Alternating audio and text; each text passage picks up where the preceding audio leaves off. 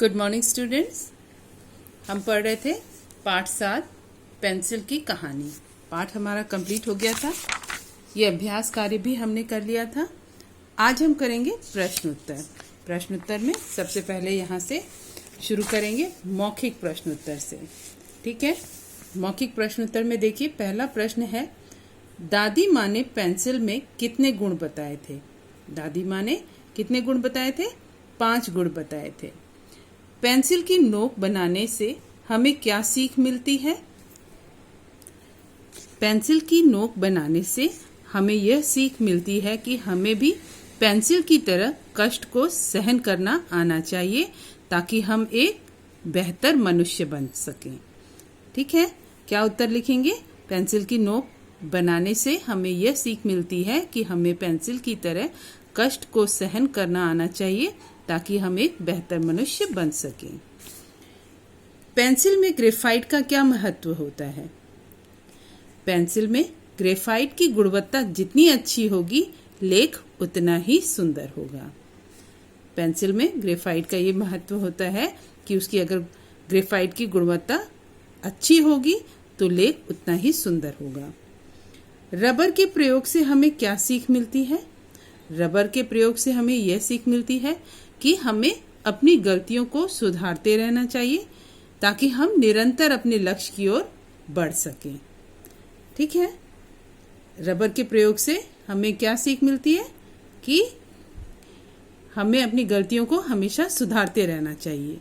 अगर कुछ गलत हो जाए तो सुधारने में हिचकिचाना नहीं चाहिए, जिससे क्या होता है, हम निरंतर अपने लक्ष्य की ओर बढ़ सकते हैं। ठीक, चलिए अब करेंगे हम ये लिखित प्रश्न। पहला प्रश्न है, बालक किससे बातें कर रहा था? बालक अपनी दादी माँ से बात कर रहा था। ठीक है, दादी माँ ने शब्द से भी अधिक महत्व किस चीज का बतलाया? दादी माँ ने शब्द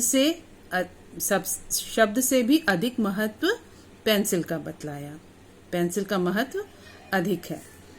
दादी माँ ने पेंसिल में कितने गुण बतलाए?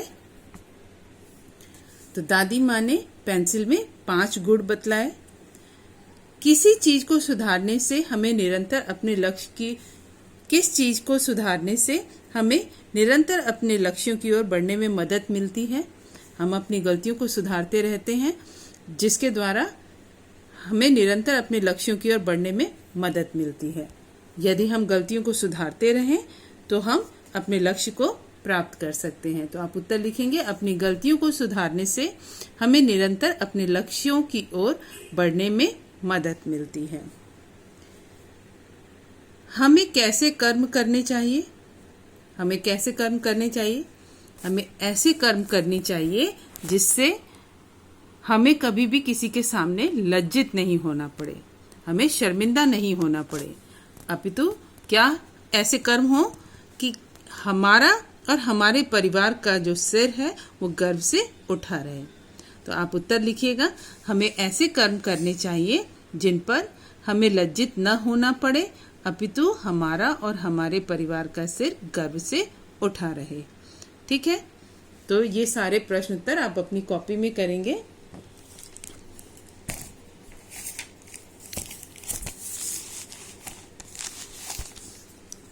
यहाँ से मौखिक प्रश्न लिखेंगे। उसके बाद ये वाला प्रश्न जो है ये ग प्रश्न लिखित में भी है, तो मैंने अपनी कॉपी में नहीं किया है।